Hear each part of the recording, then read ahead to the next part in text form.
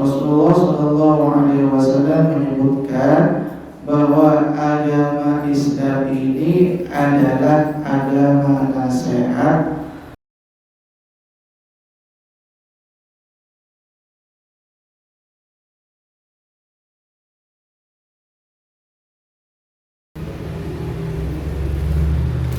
Bismillahirrahmanirrahim. Assalamualaikum warahmatullahi wabarakatuh. Alhamdulillahi wa kafa, wassalatu wassalamu ala nabiyyil mustafa wa ala alihi wa ashabihi wa man wala. Qala rabbi shrah li sadri wa yassir li amri wahlul 'uqdatam min lisani yafqahu qawli, amma ba'd. Fa ya ibadallah, usi nafsi wa iyyakum bittaqwallahi faqad faza al-muttaqun wa la tamutunna illa wa antum muslimun. Faqala ta'ala mudhakkiran bidzalik: ya ayyuhalladzina amanu taqullaha wa qulu qawlan sadida yuslih lakum a'malakum wa yaghfir lakum dhunubakum wa man yuti'illaha wa rasulahu faqad faza fawzan 'azima. Bapak Ibu rahimakumullah, alhamdulillah kita masih diperjumpakan kembali oleh Allah Subhanahu wa taala dalam majelis ini, sedikit belajar memahami tuntunan dari agama kita, yaitu agama Islam. Semoga dicatat amal ibadah berpahala dan terus istiqamah di jalan Allah Subhanahu wa taala. Amin. Pada kajian atau pada kesempatan kali ini, Bapak Ibu rahimakumullah, kita merujuk kepada kitab hadis, yaitu kitab Arba'in An-Nawawi. Bapak Ibu rahimakumullah, kita langsung saja ke hadis yang berikutnya. Wa'an Abi Ruqayyah Tamim Ad-Dari radhiyallahu anhu anna an-nabiyya sallallahu alaihi wasallam qala ad-dinu nasihah. Dari Abu Ruqayyah Tamim Ad-Dari. Jadi Tamim Ad-Dari punya anak perempuan, anak pertama namanya Ruqayyah, maka kunyahnya adalah Abu Ruqayyah. Dari Abu Ruqayyah Tamim Ad-Dari radhiyallahu anhu, dari Nabi sallallahu alaihi wasallam, beliau Nabi sallallahu alaihi wasallam bersabda, ad-dinu an-nasihah. Agama ini adalah nasihat, kata Nabi. Kemudian ditanya, qulna liman? Ya Rasulullah, nasihat untuk siapa? Kata para sahabat, lillahi wa li kitabihi wa li rasulihi wa li a'immatil muslimin wa 'amatihim. Yaitu nasihat kepada Allah dan kitab-kitabnya, rasulnya, para pemimpin muslim dan rakyatnya atau masyarakat secara umum. Jadi rawahu al-Bukhari wa Muslim, hadis riwayat Bukhari dan Muslim. Jadi itu Bapak Ibu rahimakumullah, teks hadis yang akan kita bahas pada kesempatan kali ini. Rasulullah SAW menyebutkan bahwa agama Islam ini adalah agama nasihat atau agama yang dibangun atas dasar saling menasihati untuk sama-sama berkenalan atau mengenal Allah, mengenal kitab-kitabnya dan mengenal Rasulnya. Artinya nasihat itu disampaikan agar kita umat Islam sama-sama tunduk patuh kepada Allah sesuai dengan panduan kitab Al-Quran sesuai dengan ajaran Rasulullah Shallallahu Alaihi Wasallam. Jadi dalam hadis ini Nabi memberikan atau memberitahu kita akan pentingnya nasihat, pentingnya memberikan nasihat. Selain hadis yang disampaikan oleh Nabi ini berkaitan dengan pentingnya nasihat, tentunya ini juga didukung atau dikuatkan oleh Allah sendiri, oleh Al-Quran dalam beberapa ayat. Bahkan sebetulnya ayat-ayat berkaitan dengan perintah untuk menasihati, untuk saling mengingatkan, untuk saling mengajak kepada kebaikan. Adapun ayat yang lumrah kita kutip berkaitan dengan saling berwasiat, saling menasihati dalam kebaikan adalah surah Al-Asr. Kata Quran, wal asri innal insana lafi khusr illa alladhina amanu wa 'amilus solihati wa tawassaw bil haqqi wa tawassaw bis sabr. Jadi di situ dalam ayat itu Allah memberikan 4 komponen, 4 kriteria agar orang tidak merugi. Pertama, dia harus beriman kepada Allah, Rasulnya, pada kitab dan seterusnya. Yang kedua adalah wa'amilus sholihat. Kriteria atau komponen yang kedua, dia harus beramal soleh. Kemudian Allah sedikit merinci beberapa amal soleh. Apa itu? Yaitu saling menasihati dalam kebenaran, saling menasihati untuk bersabar.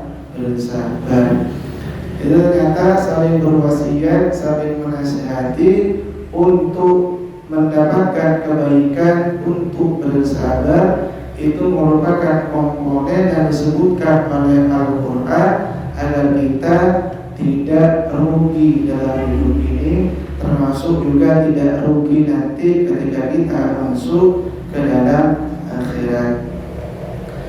Artinya dari hadis yang tadi kami sampaikan, termasuk dari ayat yang tadi sudah kami paparkan, sangat jelas sekali bahwa memberikan nasihat atau bahasa Indonesianya mengingatkan atau saling menegur, saling memperbaiki itu merupakan sangat penting sekali karena ditegaskan oleh Al-Quran dan ditegaskan lagi oleh Nabi kita Muhammad SAW itu.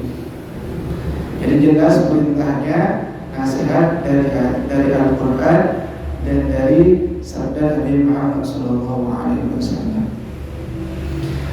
Termasuk juga Bapak Ibu rahimakumullah, nasihat atau saling menasihati, saling mengingatkan itu juga penting karena bagaimanapun manusia itu tidak akan lepas dari kesalahan dan dosa, penuh dengan kekurangan, tidak sempurna. Maka sangat layak kemudian kita saling mengingatkan, saling memperbaiki diri, saling berlomba-lomba untuk melakukan amal-amal kebaikan. Akan tetapi Bapak Ibu rahimakumullah, setelah kita mengetahui pentingnya memberikan nasihat, yang lebih penting lagi adalah kita mengetahui cara-cara atau etika atau adab dalam memberikan nasihat. Insyaallah Bapak Ibu di sini akan tahu semangat kita insyaallah untuk memberikan nasihat, untuk saling menasihati. Artinya tidak perlu kita jelaskan lebih jauh berkaitan dengan pentingnya nasihat.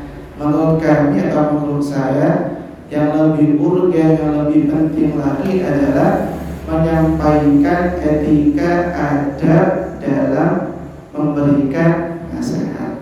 Ini penting sekali.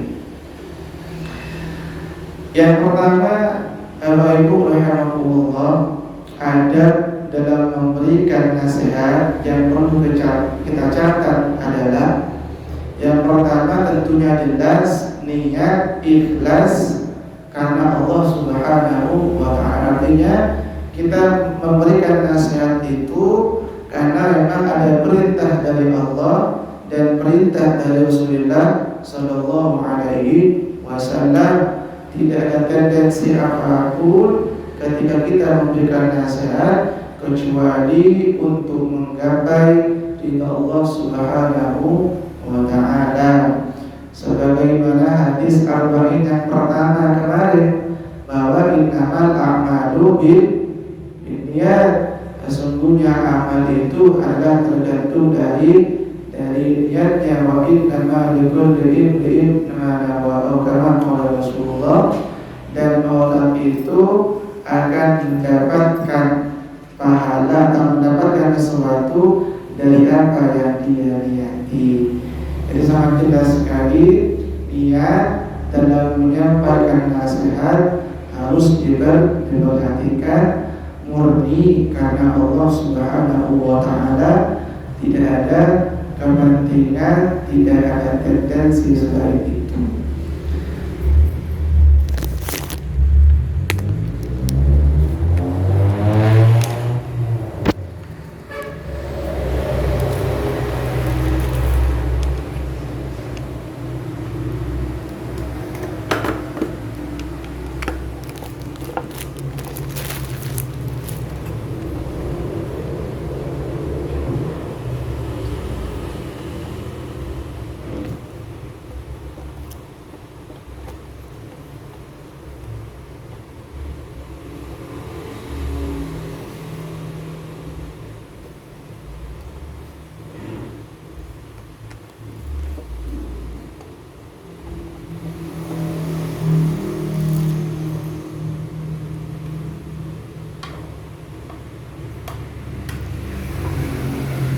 Tentunya ini juga disampaikan berkaitan dengan niat ikhlas karena Allah. Allah juga tegaskan di surah Al-Bayyinah ayat ke-5, insyaallah kita hafal ayatnya, wa ma umiru illa liya'budullaha mukhlishina lahu-d-din.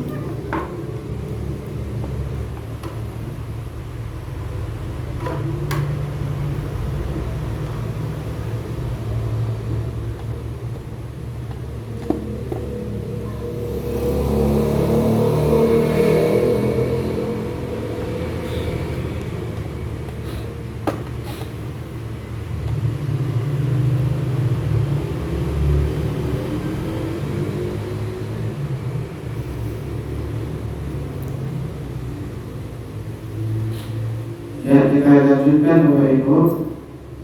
Jadi yang pertama ada atau ketika kita dalam menyampaikan nasihat atau mengingatkan orang lain adalah ikhlas, niat ikhlas karena perintah Allah untuk menggapai ridha Allah Subhanahu wa Ta'ala. Kemudian yang kedua, nasihat itu disampaikan dengan cara-cara yang baik, dengan tutur kata yang baik.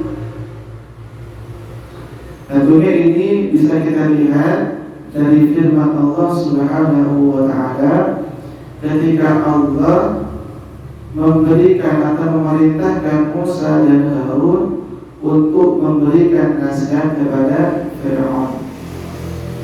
Allah berikan kisah ini di Quran surah Taha ayat 43-44, kata Allah, idhaba ila fir'auna innahu tagha faqula lahu qawlan layyina la'allahu yatadhakkaru aw yakhsha. Kata Allah di situ, Musa Harun, berangkatlah kalian berdua menemui Musa, dakwahi dia, berikan nasihat-nasihat kepada dia. Tapi ingat kata Allah, faqula lahu qawlan layyina, tetapi sampaikan nasihat itu dengan qawlan layyina, dengan tutur kata yang baik, dengan bahasa yang lembut lembut, la'allahu yatadzakkaru aw yakhsha. Boleh jadi dengan harapan nasihat yang disampaikan dengan tutur kata yang baik itu dengan cara yang lemah lembut bisa melunakkan kerasnya hati seorang Fir'aun, bisa menjinakkan, meluluhkan hati Fir'aun dan rakyatnya. Jadi sangat jelas sekali Fir'aun yang merupakan tanda kutip Tuhan, Fir'aun dan Tuhan gadungan maksudnya. Artinya Musa dan Harun diperintahkan oleh Allah untuk berdakwah, memberikan nasihat kepada Tuhan, tanda kutip. Tetap nasihat itu harus disampaikan dengan tutur kata yang baik, dengan bahasa yang lemah lembut, dengan harapan bisa meluluhkan, meleburkan hati yang keras itu. Nah itu Bapak Ibu rahimahullah yang perlu diperhatikan. Termasuk juga ini dilakukan atau dipraktekkan oleh Rasulullah Sallallahu Alaihi Wasallam ketika beliau Nabi Muhammad Sallallahu Alaihi Wasallam dipukul mundur oleh orang-orang kafir ketika perang Uhud gitu ya. Karena tanda kutip ada sedikit keteledoran atau ada sedikit kesalahpahaman dari sebagian para tentara atau para sahabat. Ternyata kalangan muslimin ketika itu bisa dibilang dipukul mundur oleh orang-orang kafir ketika itu. Nah, ternyata ketika itu Rasulullah menghadapi kondisi yang semacam itu, tetap Rasulullah diminta oleh Allah Subhanahu wa Ta'ala, walau kunta fadlan ghalidhan lanfaddu min hawlik. Kata Allah, fabima rahmatin min Allah linta lahum walau kunta fadlan ghalidhan lanfaddu min hawlik. Allah berikan kisah ini di Quran surah Ali Imran ayat 159. Kata Allah, berkat rahmat Allah hati Muhammad menjadi lunak, menjadi lemah lembut. Seandainya engkau bersikap kasar, keras kepada mereka, niscaya orang-orang di sekelilingmu itu akan lari daripada kamu. Artinya jelas sekali Nabi Muhammad, manusia selevel sekali bernama Muhammad, yang ditopang oleh kekuatan langit, ditopang oleh malaikat, dibantu oleh Allah. Kalau secara sosial beliau salah, boleh jadi akan ditinggalkan oleh sahabatnya, apalagi kita gitu ya. Bukan Nabi, bukan Rasul, kemudian memberikan nasihat dengan cara-cara yang kasar, dengan bahasa yang keras, maka boleh jadi nasihat itu tidak akan diterima, malah kita yang balik dicaci maki. Artinya tetap nasihat itu yang kedua, ketika kita yang kedua, nasihat atau mengingatkan orang dengan cara yang baik, bahasa yang lemah lembut. Tentunya ini juga disampaikan oleh Nabi kita Muhammad Sallallahu Alaihi Wasallam. Kata Nabi, laisal mu'minu bitta'an walal na'an walal fahish walal ladhi. Kata Rasulullah, orang mukmin itu, kata Nabi, mereka bukan orang yang suka mencela, bukan orang yang suka melaknat, bukan orang yang suka berkata-kata kotor, dan bukan orang yang suka berkata-kata jorok. Artinya ketika menyampaikan nasihat-nasihat itu tetap dengan bahasa yang lemah lembut, bahasa yang termasuk bahasa yang mudah dimengerti, bahasa yang mudah dipahami. Itu etika yang kedua. Kemudian adab yang ketiga yang bisa kita catat juga, ketika memberikan nasihat tidak perlu memaksa. Artinya tidak memaksa, karena bagaimanapun yang menguasai hati adalah Allah Subhanahu wa Ta'ala. Kita tetap memberikan nasihat, tetapi tidak dengan memaksa. Bahkan Nabi sendiri pun oleh Allah diperintahkan hanya untuk menyampaikan peringatan, tetapi tidak untuk memaksa mereka. Kata Allah, "Fadzakir innama anta mudzakir, lasta 'alaihim bimusaitir." Muhammad, sampaikanlah peringatan, berikan peringatan, tetapi ingat, lasta 'alaihim bimusaitir, tidak perlu memaksa mereka untuk menerima nasihatmu itu. Tetap jadi berikan nasihat, tapi tidak untuk memaksa, tidak maksa. Jadi itu yang ketiga. Kemudian yang keempat, Bapak Ibu rahimakumullah, tidak suudzon, tidak suudzon atau tidak berburuk sangka. Artinya ketika kita memberikan nasihat kepada orang lain bukan atas dasar suudzon. Misalkan ditanya, kenapa Anda memberikan nasihat kepada orang itu? Ya salah terus pokoknya. Artinya memberikan nasihat karena menganggap orang lain seolah-olah salah terus gitu ya. Kita yang benar, maka diberikan nasihat. Ini juga kurang pas sebetulnya. Artinya seolah-olah orang lain itu salah semua, kemudian kita yang benar, sehingga orang lain itu pantas, layak untuk kita nasihati. Tidak seperti itu juga gitu ya. Artinya bagaimanapun manusia tetap tidak luput dari salah dan dosa.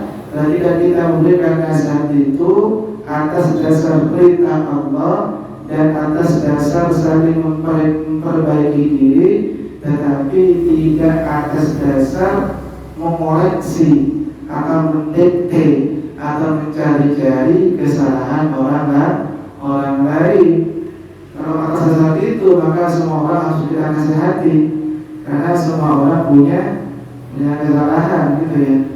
Kalau atas dasar itu, otomatis kita harus siap untuk menasihati semua orang. Artinya tidak suudzon dan tidak tajassus.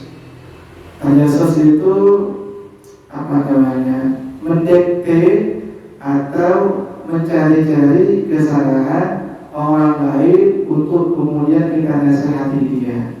Tidak begitu juga gitu ya. Tidak begitu juga. Jadi tetap kita berikan nasihat, tapi jangan sampai berburuk sangka, jangan sampai tajassus, dan jangan sampai ghibah. Niatnya menasihati tapi malah menggibahi orang gitu ya.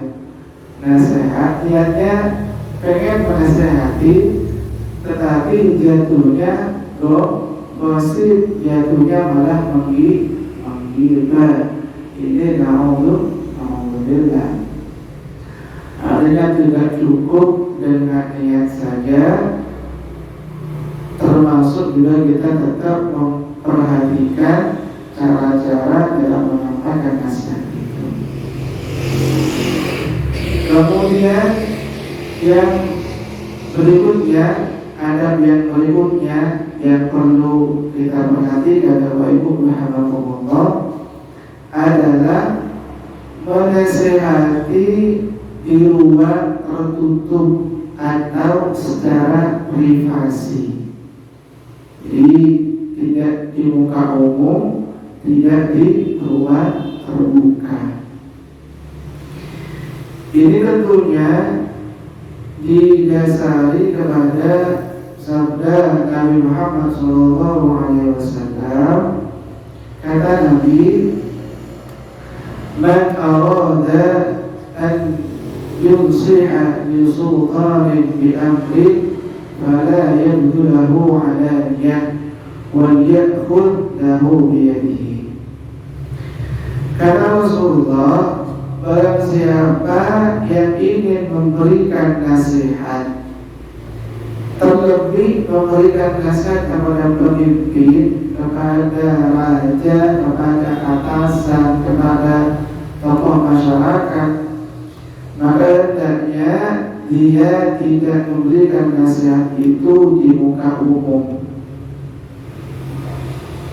Hendaknya dia mengambil tangan orang itu dan lakukanlah nasihat itu, lakukan pembicaraan itu 4 mata. Kata Rasulullah Sallallahu Alaihi Wasallam. Artinya tetap kita dalam memberikan nasihat kepada orang lain tetap memperhatikan wibawa orang itu, karisma orang itu. Jangan sampai kita niatnya menasihati orang malah merendahkan orang lain, karena nasihatnya itu, memberikan peringatan itu dilakukan di muka umum, di halayak ramai. Bahkan kata Imam Syafi'i radhiyallahu anhu, beliau menyampaikan, ta'ammadani binusrika fil firati, berikanlah nasihat kepadaku ketika saya sendiri. Kata Imam Syafi'i, wajudni an-nasihata fil jamaah, hindarilah memberikan nasihat kepadaku ketika banyak orang. Fa inna nusha bainan nas naw'un min at-tawbih, karena memberikan nasihat di muka umum itu bukan nasihat lagi, itu merupakan bentuk pelecehan. Kata Imam Syafi'i, wala arda istima'ah, dan saya tidak ingin mendengarkan nasihatnya seperti itu. Artinya kata Imam Syafi'i, kalau ada nasihat disampaikan kepada beliau di muka umum, udah, saya tidak ingin terima nasihat itu. Bukan berarti saya tidak ingin dinasihati, akan tetapi kalau nasihat itu disampaikan di muka umum, ya itu namanya bukan nasihat lagi, tapi mempermalukan orang lain. Ini perlu diperhatikan. Apa yang kata tadi, nasihat nasihat sebaiknya disampaikan secara tertutup, gitu ya. Apalagi sekarang kan mudah juga ya, nasihat, kritik, memberikan peringatan via macam-macam, via media dan seterusnya. Khawatir nanti itu jatuhnya kepada terlibat merendahkan orang lain. Termasuk yang berikutnya, Ibu rahimahullah, ketika kita ingin memberikan nasihat, etika kita yang berikutnya adalah kita juga siap untuk diberikan nasihat. Ini yang susah sebetulnya. Susah ini. Getol memberikan nasihat, getol berdakwah, getol ceramah, ketika diceramah hingga mau. Itu yang susah. Apalagi kalau yang menasihati itu status sosialnya lebih rendah, pangkatnya lebih rendah, gelarnya lebih sedikit, gitu ya. Kita biasanya enggak untuk menerima nasihat, gitu ya. Artinya ketika kita semangat untuk menasihati orang, kita juga siap untuk dinasihati, karena orang lain tidak sempurna, layak untuk nasihati, kita juga tidak sempurna, maka layak juga untuk dinasihati. Tapi tentunya karena Rasulullah Sallallahu Alaihi Wasallam, anzirin nasa manazalahum, atau khatibin nasa manazalahum, atau biqadri uqulihim. Berikan nasihat kepada orang lain itu sesuai dengan kadar kemampuannya, sesuai dengan kadar keilmuannya. Kalau misalkan kita memberikan nasihat kepada anak SD, ya sudah, tidak usah ngakak-ngakak gitu ya. Allah Rasulullah Shallallahu Alaihi Wasallam, Allah Subhanahu Wa Taala, jadi itu juga gitu ya. Intinya sampaikan langsung kepada poinnya, karena anak-anak SD tidak perlu itu gitu. Walaupun mungkin bisa kita sampaikan, tetapi kayaknya sia-sia gitu ya. Karena mereka juga tidak tahu itu, langsung fokus kepada inti dari nasihat kita. Misalnya kita nasihat kepada orang yang ngerti agama sama sekali, ya sudah, tidak perlu kebanyakan ayat, tidak perlu kebanyakan hadis, kemudian disampaikan dengan bahasa yang sederhana, bahasa yang mudah dimengerti. Itu maksud kata Nabi, posisikanlah manusia itu sesuai dengan posisinya masing-masing. Apalagi kalau sudah gelarnya akrab gitu ya. Biasanya kalau udah dinasihati atau dokter atau ustadz atau syekh gitu ya, biasanya kemudian tidak sulit, bukan sulit sih, dalam beberapa kasus tidak mau kalau dinasihati, diberikan nasihat dengan orang yang secara intelektual berada di luarnya. Tetapi kalau kita mau menasihati tetap dengan cara-cara baik, atau kita sampaikan nasihat itu melalui orang lain, bisa seperti itu. Bisa, misalkan kita mau menasihati atasan kita lah, kayaknya seperti itu. Kita orang bawah, ya kita bisa melalui siapa yang kira-kira hampir setara dengan atasan kita itu. Kalau misalkan kita yang menyampaikan sendiri, biasanya tersinggung, cilik bahwa saya kok berani menasihati saya itu.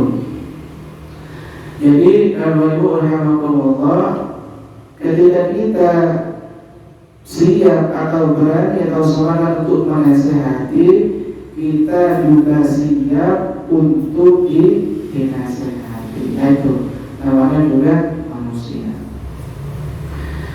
Kemudian yang berikutnya, Ibu rahimahullah, berkaitan dengan etika menasihati ini adalah ibadah binafsi, yaitu kita mulai dengan diri kita sendiri gitu ya.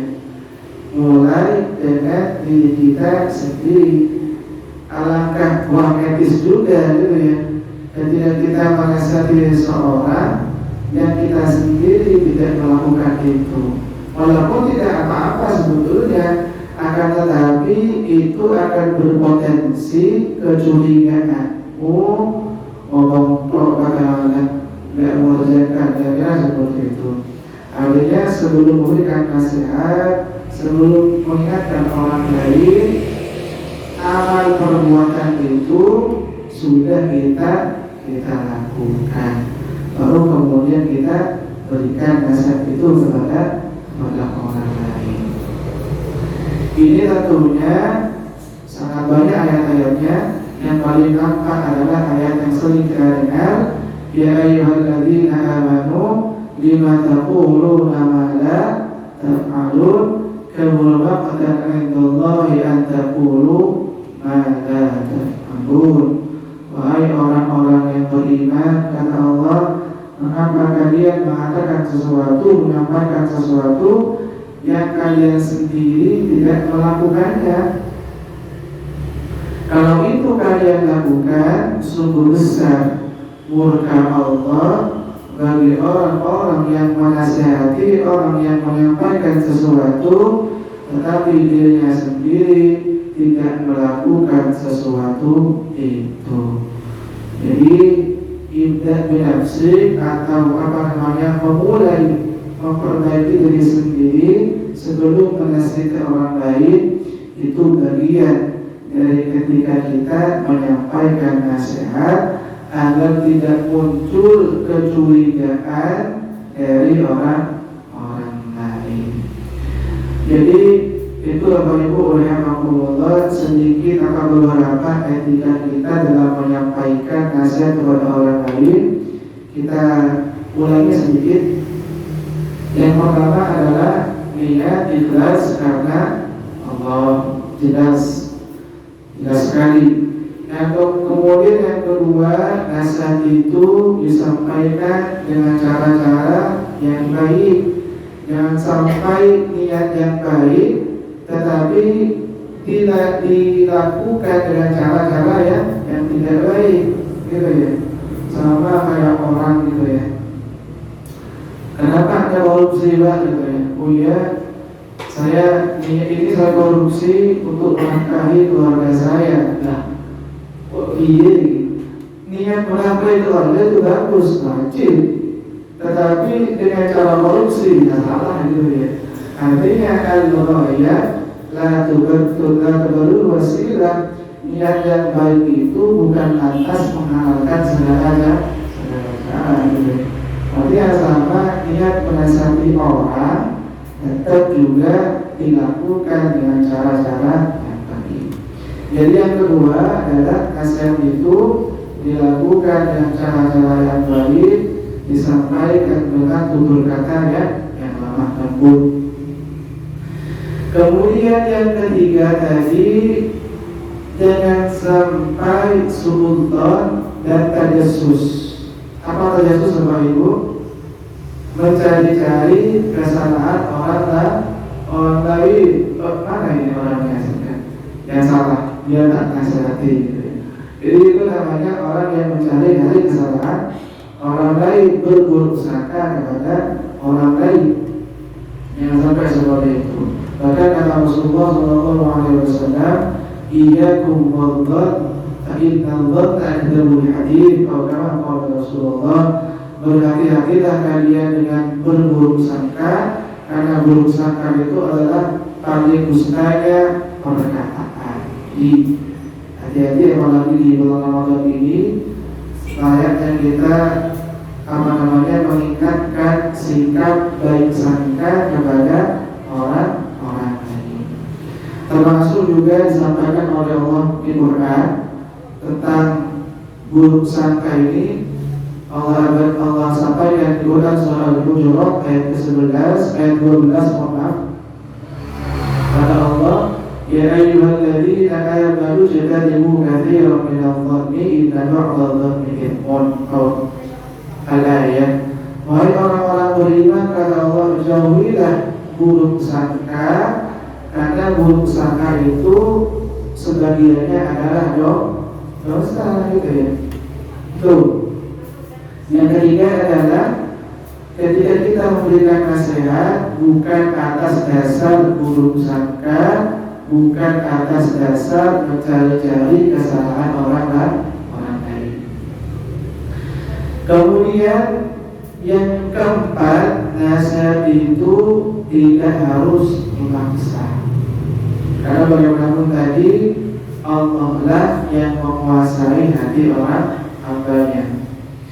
Yang kelima, nasihat itu hendaknya tidak dilakukan di muka umum, apalagi kepada pemimpin, baik pemimpin dalam skala kecil, suami, atau pemimpin dalam skala besar, raja, presiden, tokoh masyarakat, para ulama, dan seterusnya. Jadi apalagi suami ini ya, suami biasanya kalau ngasih istrinya secara terbuka di ruang publik nggak mau gitu ya, karena biasanya suami itu egonya lebih besar gitu. Saya tidak bilang apa-apa ya, saya bilang saya sendiri gitu. Saya begitu soalnya gitu. Kalau ini saya ke istri ruang terbuka malah gitu, oh gitu ya, di rumah aja lah gitu ya gitu. biar nggak ada orang tahu tindakan kita saya itu. Kalau begitu dilakukan itu namanya pelecehan. Jadi nasihat dilakukan di ruang tertutup. Bahkan sekarang Imam Syafi'i saja kalau dinasihati di ruang terbuka, beliau tidak mau menerima nasihat itu, tidak mau. Kemudian yang keenam, hendaknya siap juga untuk dinasihati. Jangan hanya getol menasihati, tetapi juga siap untuk dinasihati. Kalau orang lain punya kesalahan dan layak dinasihati, kita pun juga punya kesalahan dan layak juga untuk dinasihati. Adapun yang terakhir, yang ketujuh adalah ibadah binafsi, mulai dengan diri sendiri. Kita lakukan perbuatan itu, amal perbuatan itu, ibadah itu, kemudian kita nasihati kepada orang lain agar tidak timbul kecurigaan dari orang lain itu. Jadi itu Bapak Ibu rahimakumullah yang bisa kami sampaikan pada kesempatan kali ini berkaitan dengan hadis Nabi tadi, bahwa agama ini atau agama Islam dibangun atas dasar nasihat, saling menasihati, dan untuk sama-sama tunduk kepada Allah sesuai dengan Al-Quran kitab Allah dan sesuai dengan sunnah Nabi kita Muhammad SAW. Tetapi walaupun nasihat itu penting untuk dilakukan, penting juga kita memperhatikan adab-adab etika dalam menyampaikan nasihat, agar nasihat yang kita sampaikan itu mudah untuk diterima oleh orang lain. Dan pada kesempatan kali ini saya tidak memberikan nasihat Bapak Ibu ya. Saya hanya sedang menyampaikan, tidak dalam rangka menasihati. Ini menyampaikan saja saya, tidak menasihati saya. Karena mohon maaf terus terang, saya termasuk orang yang tidak mudah untuk dinasihati, lebih tinggi egonya. Ya senang lah, muda. Masih egonya masih tinggi. Makanya di setiap kajian jarang saya mengatakan monggo Bapak Ibu salat tahajud, jarang mengatakan seperti itu. Karena saya jangan tahajud saja. Intinya monggo Bapak Ibu kita mulai satu juz gitu, jarang seperti itu. Atau monggo Bapak Ibu kita pesantren Kemis, jarang seperti itu. Karena saya jarang bahas Kemis. Jadi itu Bapak Ibu rahimakumullah sedikit yang bisa disampaikan berkaitan dengan pentingnya nasihat dan pentingnya memahami adab dalam menyampaikan nasihat. Semoga bermanfaat dan dicatat amal ibadah di sisi Allah Subhanahu wa Ta'ala. Kita tutup perjumpaan kita kali ini dengan kafaratul majlis. Subhanakallahumma wa bihamdika asyhadu an la ilaha illa anta astaghfiruka wa atubu ilaik. Assalamualaikum warahmatullahi wabarakatuh.